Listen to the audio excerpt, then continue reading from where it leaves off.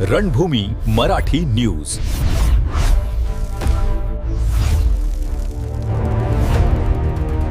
Nashik transport असोसिएशनचा 20 August रोजी जनआंदोलनाचा इशारा.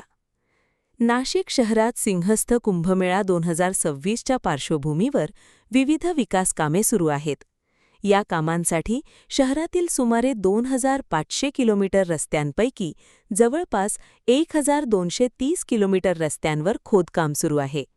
या विकास कामांमुळे अनेक ठिकाणी मोठे खड्डे पडले आहेत. त्यातच सततच्या पावसामुळे रस्त्यांची अवस्था अधिकच बिकट झाली आहे. याचा फटका सर्वसामान्य नागरिक, वाहनचालक आणि व्यापारी वर्गाला मोठ्या प्रमाणावर बसत असून दैनंदिन जीवन, व्यवसाय, आरोग्य आणि सुरक्षिततेवर गंभीर परिणाम होत असल्याचं नाशिक ट्रान्सपोर्ट असोसिएशननं म्हटले आहे.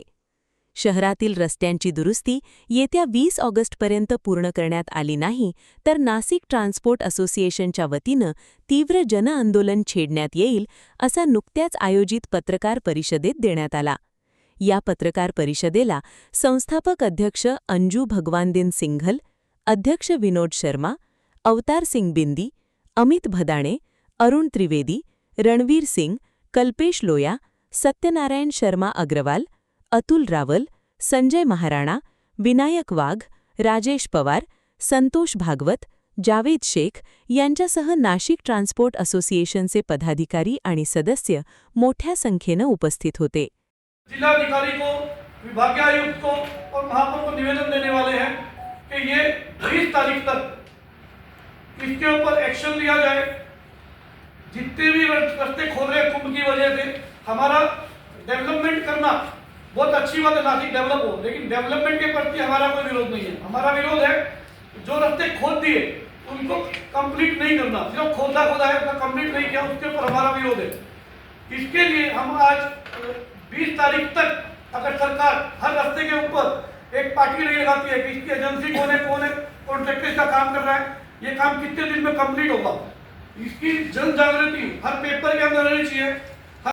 आम्ही दिलीप सिंग बेनीवाल नाशिक ट्रान्सपोर्ट असोसिएशनचा सल्लागार आहे आणि आज जे वार्ताहर परिषद घेतली आहे त्याचं मूल कारण नाशिकमध्ये खड्डेमध्ये नाशिकमध्ये जे खड्डे त्यांना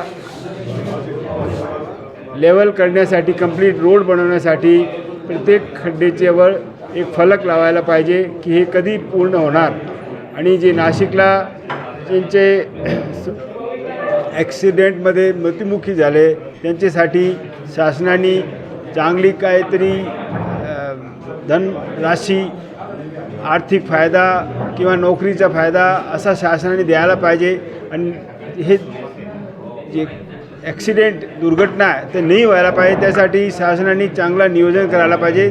शासनाला मदत करायला नाशिक ट्रान्सपोर्ट असोसिएशन तयार आहे कधी पण नाशिककरांचं नुकसान नाही व्हायला पाहिजे अशी आमची सर्वांची अपेक्षा आहे. जय हिंद, जय महाराष्ट्र. प्रतिनिधी चंदन खरे, रणभूमी मराठी न्यूज, नाशिक.